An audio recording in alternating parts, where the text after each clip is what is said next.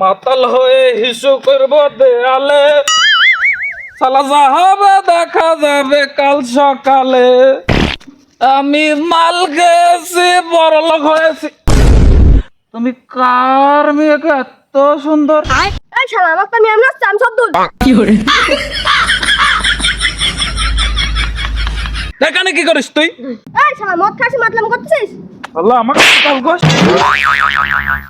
দেখ দেখ দেখ শালা স্কুল মাল খাইছ, তোর বাপের কাছে ধরে লাগাবো। আমি মাল খাইনি, মালই আমাকে খাইছে।